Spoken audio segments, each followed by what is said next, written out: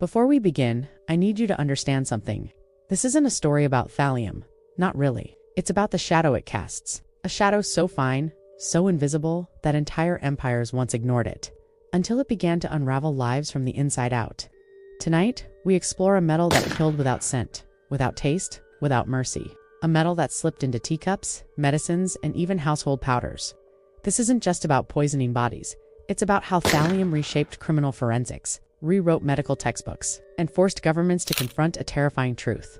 The deadliest weapon is sometimes the one you never see. It destroyed families, toppled reputations, and fueled some of the most chilling crimes of the 20th century. Detectives whispered its nickname with awe and dread, the poisoner's poison.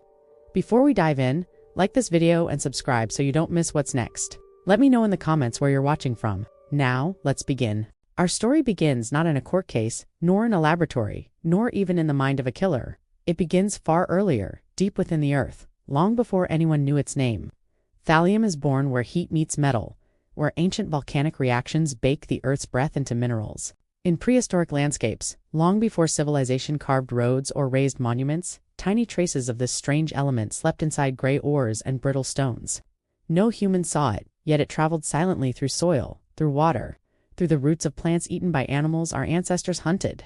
The first chapter of this story takes us to the river valleys of early Mesopotamia, around 3000 BCE, where alchemists began experimenting with colored pigments scraped from rocks. They believed each mineral held spiritual significance, a power from the gods. While gold promised purity and iron strength, minerals containing thallium offered something far less obvious. They burned with faint blue-green flames, the kind scribes later described as the colors of wandering spirits. No one knew the reason. No one suspected the quiet danger buried inside. 1,000 years later, miners in the mountains of Anatolia discovered streaks of dull gray, running through volcanic stone. When these stones were crushed and heated to produce metals for ornaments and tools, toxic dust filled the air. Workers complained of numb fingers, hair falling out, and strange pains in their bones. Ancient physicians blamed curses or spirits in the mines. They never knew that thallium had already begun its long history of silent harm. But while the people of ancient Mesopotamia and Anatolia were unknowingly breathing thallium dust, civilizations to the east were encountering its effects in a different form. In early Chinese medical texts from the Zhou dynasty, there are descriptions of the cold toxin of the earth, a substance that caused numbness, blindness, and slow wasting of the limbs. Modern historians now believe some of these references may describe environmental exposure to thallium-rich soils in regions where volcanic activity shaped the land. The second geographic doorway into this ancient era opens in Greece. By the 5th century BCE, Greek metallurgists were experimenting with ores containing copper, lead, and other heavy elements. Some of these ores contained tiny amounts of thallium. The famed physician Hippocrates once described miners who developed the trembling weakness, a sickness that destroyed hair and vision. These symptoms mirror thallium toxicity with eerie precision. Yet for Greeks, the explanation remained mysterious, a punishment from the gods for disturbing the underworld's stones. However, to reach the next phase of its strange history, thallium had to remain hidden. It needed thousands more years of silence, waiting beneath medieval castles, buried in monastery cellars, locked inside furnace smoke as Europe moved toward the Renaissance. While alchemists of the Middle Ages desperately sought the philosopher's stone, they heated countless minerals that released small amounts of thallium vapor. Historical accounts from German smelting towns in the 1400s describe workers losing hair in clumps and suffering burning pains in their limbs. Physicians blamed metal fever, a vague term covering many mysterious ailments of the time. They did not realize they were documenting the earliest medical records of thallium poisoning in Europe. By the dawn of the 17th century, the groundwork had been laid. Thallium remained unnamed, undiscovered, and misunderstood, yet already weaving itself into the fabric of human suffering. But the world was about to change. The coming centuries would pull this silent metal out of the earth and into laboratories, factories, hospitals, and eventually into the hands of those who learned how to use it with deadly precision. And what came next would rewrite the history of toxicology. But then, something changed. The silence that protected thallium for thousands of years began to crack in the 19th century, when human curiosity collided with the rise of modern chemistry. For the first time, the invisible metal would be isolated, studied, admired, and feared. Our story moves now to the industrial heart of mid-1800s Europe, where laboratories hummed with new machines, glass furnaces glowed in dim rooms, and chemists raced one another to identify the hidden building blocks of the universe. The second chapter reveals how one accidental discovery transformed thallium from a forgotten trace element into a scientific sensation and then into a global threat. In 1861, in London, a quiet, meticulous chemist named Sir William Crookes examined the bright green flames produced by contaminated sulfuric acid. Crookes, one of the era's pioneers in spectroscopy, noticed a strange green emission line, a color no known element produced. The flame glowed with an unearthly hue, bright as a serpent's eye. He named the new element thallium, after the Greek thallos, meaning green shoot.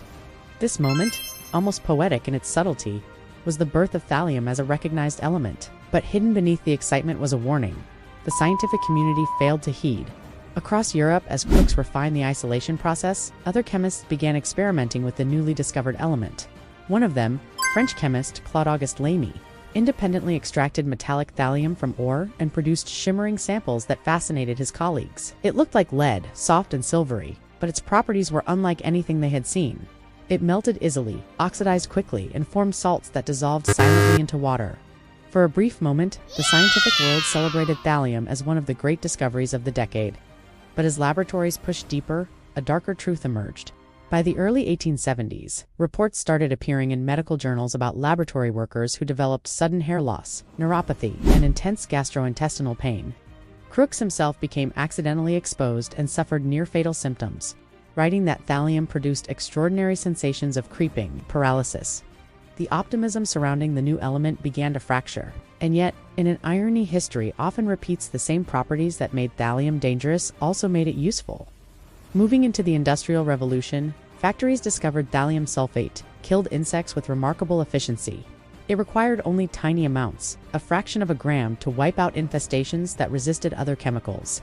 Commercial production followed quickly. By the 1880s, thallium-based pesticides spread across Europe, Asia, and the Americas. But while these powders cleared fields of rodents and insects, they also entered wells, soils, and the air around farms. Rural doctors began noticing clusters of mysterious illnesses, families losing hair, developing tremors, and suffering burning pains in their feet. The symptoms were strange, slow, and devastating. However, no one suspected the powder used in barns and kitchens. Thallium's real danger remained invisible.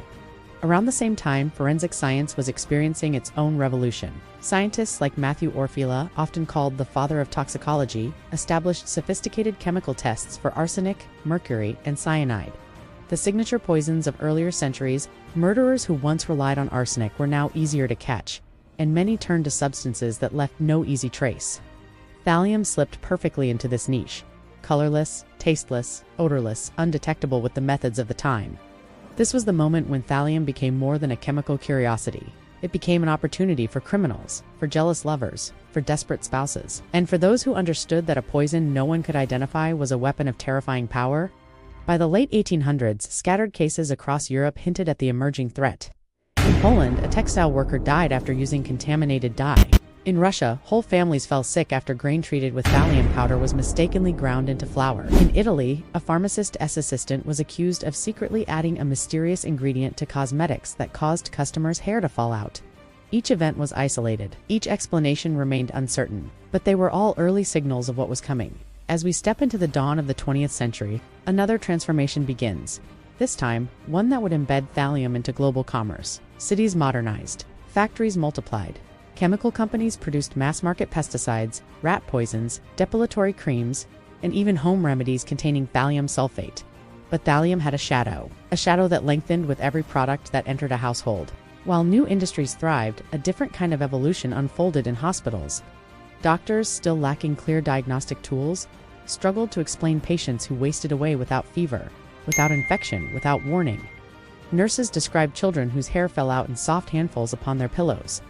Some families blamed water pumps, old pipes, or curses, but beneath the confusion lay one truth. Thallium was everywhere. In fields, in kitchens, in medicine cabinets, and almost no one understood what it could do. The 1920s brought another turning point.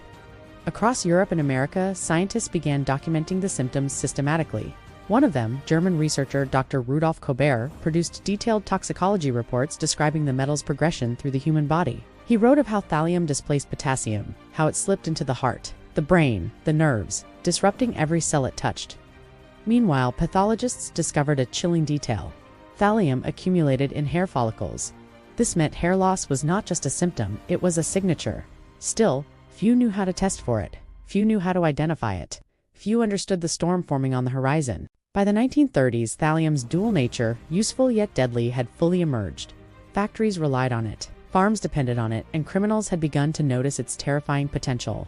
The next act will reveal how thallium stepped across the final boundary, how it moved from accidental exposures to deliberate poisonings, and how the world would soon witness some of the most disturbing crimes in modern history, crimes in which a silent metal became an accomplice. What happened next would shock the world. By the mid-20th century, thallium's quiet presence in farms, households, and factories collided with a new and far darker reality. People had begun using it deliberately. No longer an accidental toxin, it became a calculated weapon, one chosen precisely because no one could detect it. No one suspected it, and no one survived it long enough to expose the truth. Our story moves now into the shadowed years between the 1930s and 1970s, a period when some of the most disturbing poisonings in modern history unfolded. These cases did not erupt like explosions. They spread slowly, invisibly, weaving themselves into daily life before unraveling families, neighborhoods, and entire communities. The first tragedy of this era introduces us to Anna Tesfanziger, a German poisoner whose crimes committed decades earlier became chillingly relevant again as toxicologists re-examined old cases.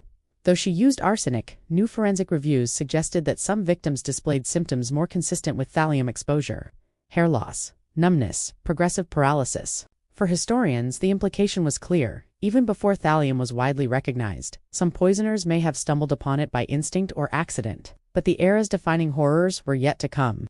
In 1952, in Sydney, Australia, authorities confronted one of the most notorious poisoning sprees of the century. A quiet, seemingly ordinary woman named Yvonne Fletcher began adding thallium-based rat poison to the tea and food of her husband, her sister-in-law, and her 7-year-old nephew. The victims suffered weeks of agony, burning, neural pain, blindness, and total hair loss before succumbing. Doctors were baffled. How could 3 related individuals decline with identical symptoms? How could no known disease explain what was happening inside their bodies? The answer emerged only after a perceptive chemist recognized the pattern of alopecia and requested specialized tests. When the results confirmed thallium, the investigation widened. Fletcher was arrested, but her case ignited global panic. Newspapers called thallium a domestic weapon of mass destruction, a poison available in every hardware store, capable of killing entire families with no scent or taste. As the decade continued, similar tragedies spread across continents. In Mexico City, entire households fell sick after food was contaminated with thallium-laden rat powder. In Argentina, a jealous lover confessed to slipping thallium sulfate into wine after investigators noticed the victim's distinctive hair loss pattern. In the United States, a Florida man murdered his wife and attempted to poison his children with thallium-based insecticide disguised in household drinks. Each crime carried the same haunting characteristics: confusion, misdiagnosis, denial. How did this happen? Why didn't anyone stop it? Part of the answer lies in the nature of the metal itself. Thallium mimics potassium so precisely that the human body accepts it willingly, integrating it into nerves, muscles, and organs. Once inside, it disrupts everything: metabolism, electrical signaling, tissue repair. Victims deteriorate slowly, often over weeks. Their symptoms resemble dozens of unrelated diseases, allowing poisoners to strike repeatedly without fear of immediate detection. But while one country struggled to stop the outbreak, another country was facing a different kind of disaster. In 1971, Iraq experienced one of the worst mass thallium poisonings in recorded history, a catastrophe born not of murder, but of tragic mismanagement. As part of a modernization effort, the government imported thallium and methylmercury-treated grain from the United States and Mexico. The grain was meant only for planting, not eating, but distribution failures, and poor labeling led thousands of families to grind the toxic wheat into flour. Within weeks, hospitals across Iraq filled with patients suffering tremors, hallucinations, hair loss, and internal organ failure. Entire villages fell sick. Children died in the thousands. The full extent of thallium exposure in this disaster remains unclear, but United Nations reports from the era suggest a staggering number: tens of thousands injured, with up to 10,000 deaths. How could a simple shipment of grain destroy so many lives? Why did systems fail at every stage? As investigators examined the tragedy, they uncovered systemic negligence, mislabeled sacks, poorly communicated warnings, and desperate families who, facing famine, ignored or misunderstood the strange foreign symbols on the grain bags. The catastrophe became a global case study in regulatory failure. a reminder that thallium was not only a murder weapon but a structural threat woven into agriculture and industry. Meanwhile, thallium crimes continued in other parts of the world. In 1976 in California, a case emerged that would terrify an entire nation. Carl Coppolino, a seemingly affable man in his 20s, began poisoning colleagues and neighbors with thallium obtained from pesticides. He targeted people he envied, disliked, or found inconvenient. His victims suffered a slow, torturous decline. One young boy, only 10 years old, lost his ability to walk, speak, and see before dying in excruciating pain. The investigation, led by toxicologist Dr. William Chelliff, revealed that thallium could be detected in hair strands long after exposure. This discovery changed forensic science forever. At last, investigators had a definitive way to identify the silent metal. However, the breakthrough came too late for many victims. Families mourned, communities demanded answers. The public was confronted with a terrifying question: how many deaths once blamed on illness had been thallium all along? As we move through the later years of the 20th century, the crisis deepens. In England, a quiet chemist named Graham Young, later known as the teacup poisoner, used thallium to poison coworkers, family members, and strangers. He kept a diary filled with chilling observations on symptoms, dosages, and the decline of each victim. His crimes spread fear across the nation and forced sweeping reforms in chemical licensing. But the crisis wasn't confined to cold-blooded killers. Environmental exposures from smelting plants in Eastern Europe, from contaminated soil in industrial China, from polluted rivers in Kazakhstan continued to poison entire populations. In some regions, children displayed widespread hair loss and neuropathy linked to thallium-tainted groundwater. By the 1980s, governments worldwide faced an uncomfortable truth: thallium, once seen as a harmless pesticide ingredient, had become a global threat. And although many countries began banning or restricting thallium sulfate, the damage had already been done.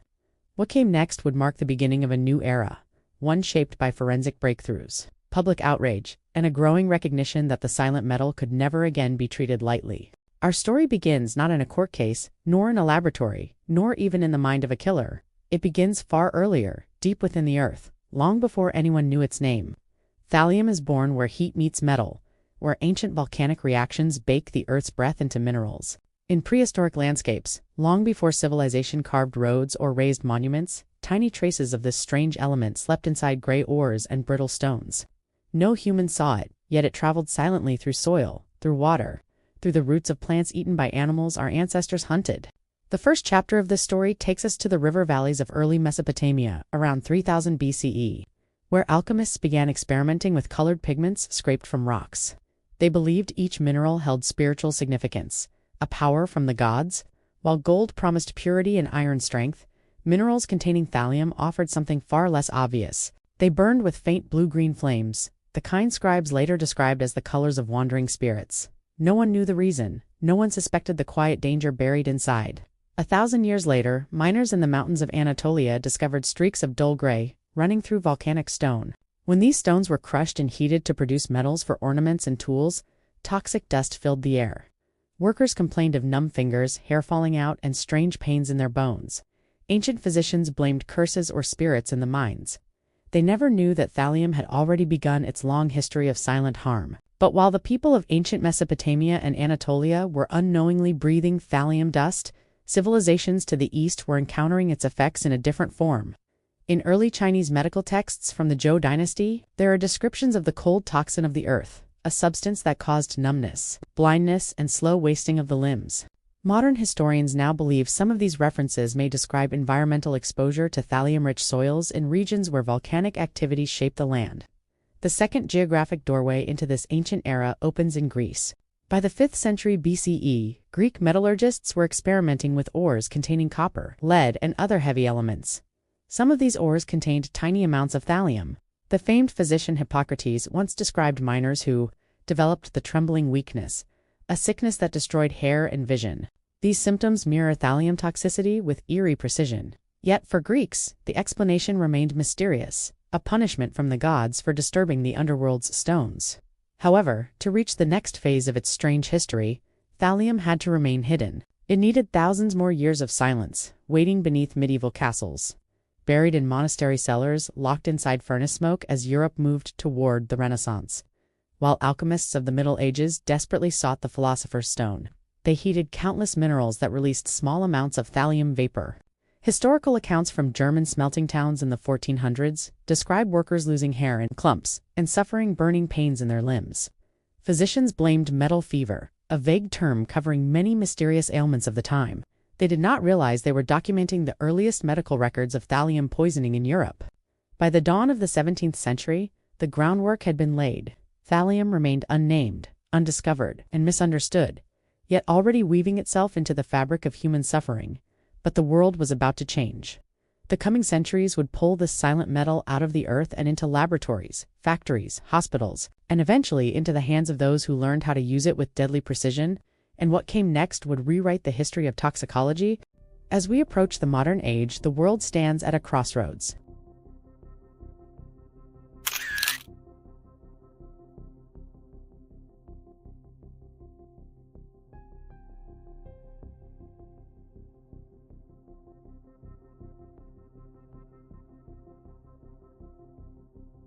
Our journey now enters the years between the 1960s and 1990s, a period defined by rapid scientific progress, social change, and growing awareness of hidden environmental dangers. This era forced humanity to confront a new question: how do we protect ourselves from something we cannot see, smell, or taste? The transformation began in laboratories.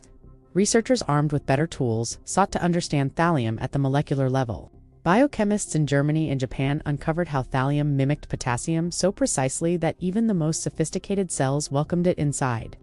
Neurons, heart tissue, the liver, the kidneys all absorbed it, unable to tell the difference. But once inside, thallium disrupted the body's electrical balance, damaging mitochondria, tearing apart metabolic pathways, and ultimately triggering cell death. These discoveries reshaped modern toxicology. Universities across the United States and Europe began incorporating thallium into coursework, as a prime example of toxic mimicry, a deadly imposter element that infiltrates biological systems by pretending to be something essential. But scientific understanding alone could not repair the damage already unfolding in the world. In the 1960s and 70s, developing nations faced industrial expansion without adequate environmental protections. Smelters, mining operations, and chemical factories released thallium into the air and water. In parts of Eastern Europe, residents living near zinc and lead refineries reported numbness, severe joint pain, and permanent neurological damage. In Ukraine, a study found elevated thallium levels in the hair of children living near industrial plants, clear evidence of chronic exposure. While environmental contamination spread quietly, another battle played out in hospitals. Doctors began to recognize the hallmark signs of thallium poisoning: burning pain in the feet, rapid hair loss, gastrointestinal distress, and progressive paralysis. However, distinguishing thallium from other illnesses remained difficult. Even experienced physicians misdiagnosed cases as Guillain-Barré syndrome, multiple sclerosis, or advanced neuropathy. In the mid-1980s, toxicologists developed hair segment analysis, a method that allowed investigators to identify not only thallium exposure, but the exact timeline of ingestion. Each centimeter of hair represented roughly 1 month of life. Each strand became a chronological map of poisoning. This discovery transformed modern forensic medicine. Cold cases reopened, old assumptions shattered.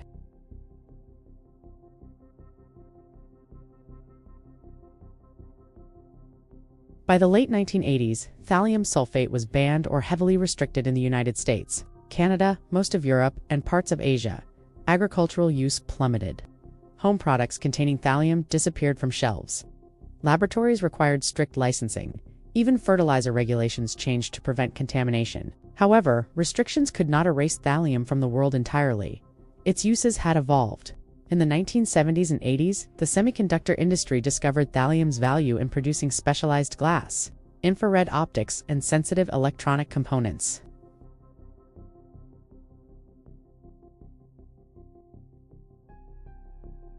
The element that once filled rat poison now found a role in high technology. In the late 1980s, workers at a Chinese glass manufacturing plant began falling ill. Investigators found that poor ventilation allowed thallium dust to accumulate in the air. Over several years, dozens developed irreversible nerve damage. The case became a national scandal, prompting workplace safety reforms across the region. And yet, despite these tragedies, thallium's presence in modern science grew. Researchers exploring superconductivity used thallium-based ceramics. Medical imaging specialists experimented with thallium-201, a radioactive isotope used in cardiac scans. For the first time, thallium entered hospitals not as a poison, but as a diagnostic tool, a paradox that reflected its dual nature: helpful at microdoses, deadly at slightly higher ones. As the 1990s approached, cultural shifts also shaped its story. Crime writers used thallium in novels, film directors referenced its infamous history, academic journals re-examined the crimes of Graham Young, Carl Copolino, and Yvonne Fletcher. Thallium became a symbol of the hidden, the quiet, the invisible threat that lives in the background of ordinary life. But one region revealed a deeply unsettling truth. In parts of rural China, communities near old mining operations had thallium in their drinking water. Levels were small, but chronic exposure over years led to clusters of neurological disorders. In some villages, nearly every family had at least one member suffering the long-term consequences: burning limbs, muscle weakness, tremors, and infertility. Studies published in the 1990s documented these cases, urging global health agencies to treat thallium as a priority environmental toxin. While environmental issues intensified, the criminal world adapted in chilling ways. Around the world, a new wave of poisoners emerged, many of them inspired by earlier cases. Thallium became the weapon of choice for individuals who sought slow, undetectable harm. In South America, a chemistry student poisoned his professor with thallium salts stolen from a university lab. In Eastern Europe, a woman attempted to kill her husband by dissolving thallium powder in soup. In the United States, the FBI investigated several suspicious deaths connected to illegal pesticide imports.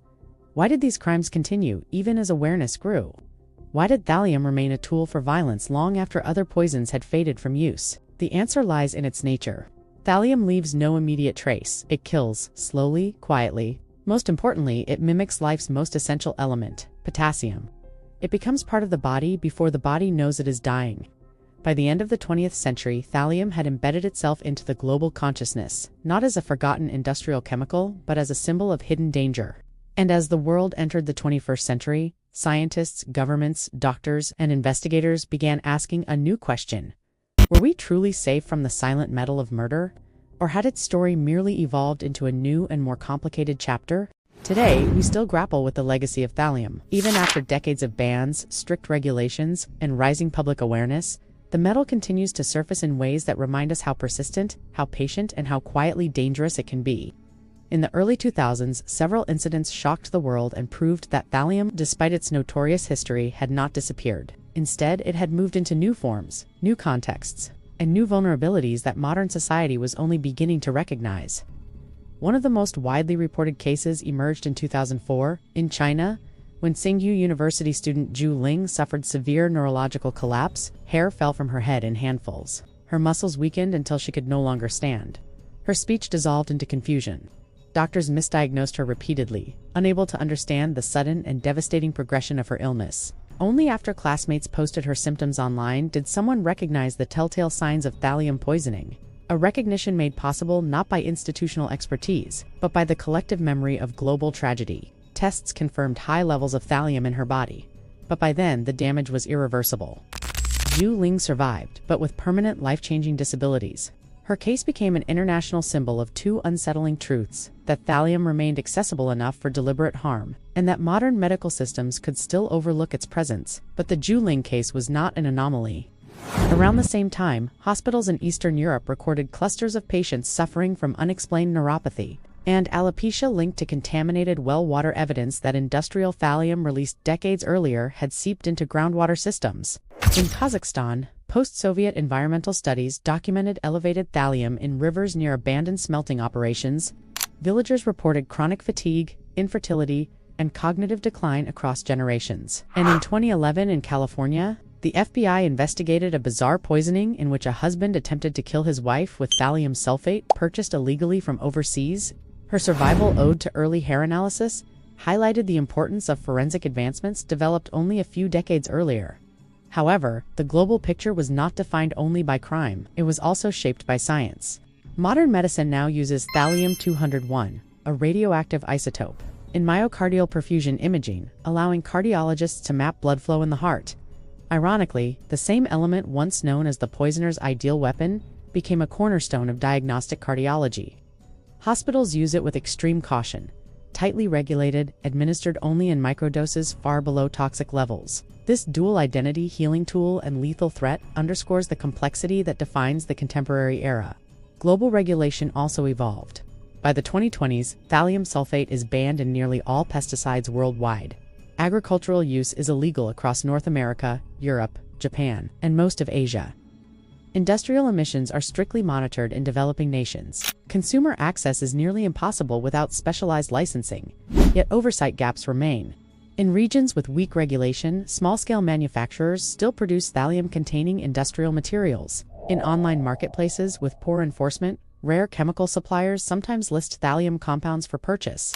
Researchers warn that as long as even a tiny amount circulates, the potential for misuse persists. The environmental story continues. A 2021 study found elevated thallium levels in soil near electronic waste processing sites in Ghana and India. A reminder that modern technology, with its reliance on rare metals, can reintroduce dormant hazards into new environments. In urban rivers near industrial hubs, measurable traces of thallium appear in sediment samples, suggesting that cleanup efforts are ongoing and far from complete. But perhaps the most sobering modern development comes from forensic science. Advances in mass spectrometry now allow toxicologists to detect thallium in blood, urine, nails, and hair at microscopic levels. These methods have solved cold cases once considered unimaginable to unravel. Cases from the 1950s and 60s have been re-examined. Families have received answers decades after tragedies occurred. Yet these answers carry weight. Each revelation reminds us how many past deaths, quiet, unexplained, and uninvestigated, might have been thallium all along. Culturally, thallium remains a symbol of invisible danger. Documentaries, crime novels, and academic lectures revisit the metal's past. Medical students study it in toxicology courses. Historians analyze its role in criminal cases. And in online communities, discussions of famous poisonings frequently return to a familiar theme: how a metal without scent, taste, or color could hold such power over human life. The legacy of thallium endures not because it is common, but because it forces us to confront a fundamental truth, that the greatest threats are often the ones we overlook, the ones that blend quietly into the ordinary, the ones that require vigilance even when they seem forgotten. And now, as we stand in the present day, the final moments of this story ask us not only to examine thallium's past, but to consider its meaning. In the end, the story of thallium is not just the story of a metal. It is the story of how something silent can shape the world. How something invisible can alter the course of lives, families, communities, and nations without ever announcing its presence. We have traveled thousands of years tonight, from the mineral-rich soils of ancient Mesopotamia to the laboratories of Victorian London, from industrial cities filled with furnace smoke to the quiet rooms where detectives puzzled over unexplained events. We have walked through courtrooms, hospitals, factories, and villages where thallium left its mark. And as we look back, a pattern emerges. Thallium has always lived in the background. Always unnoticed, always underestimated. Its danger came not from violence or spectacle, but from subtlety. From the way it slipped past human senses and scientific understanding, from the way it mirrored something essential to life, potassium, and used that disguise to move through the human body like a ghost. But the deeper lesson is not chemical, it is human. Thallium revealed our vulnerabilities, our trust in familiarity, our assumptions about safety, our tendency to overlook what we cannot see. It revealed how fragile systems can become when a single overlooked element enters unnoticed, and it revealed how easily harm can spread when the tools to detect it lag behind the tools to use it. Yet across centuries, something else endured alongside the suffering humanity's ability to learn. Scientists refined their knowledge. Doctors sharpened their diagnostics. Lawmakers strengthened protections. Communities demanded accountability. And slowly, the silent metal lost its place in everyday life. But its legacy remains. A reminder that progress is never complete. A reminder that safety must be earned again and again, generation after generation. And a reminder that in every era, dangers exist not only in the loud, the obvious, or the dramatic, but sometimes in the quiet, in the hidden, in the small things we believe we understand. Tonight, as we bring this story to a close, we return to the truth we began with. This was never just a story about thallium. It was a story about shadows, the ones cast by science, by history, by human choices, and by the delicate balance that holds our world together. The story continues. Somewhere, researchers still test soil for contamination. Somewhere, doctors still examine unexplained symptoms. Somewhere, investigators still revisit old cases with new tools. And somewhere deep within the earth, thallium still sleeps in stone, unchanged across millennia, waiting for the moment when human curiosity stirs it again. For now, though, let your mind settle. Let the long arc of history drift softly into quiet, and let the weight of this tale fade gently, like footsteps disappearing into the distance. Thank you for spending this time with me. Rest well.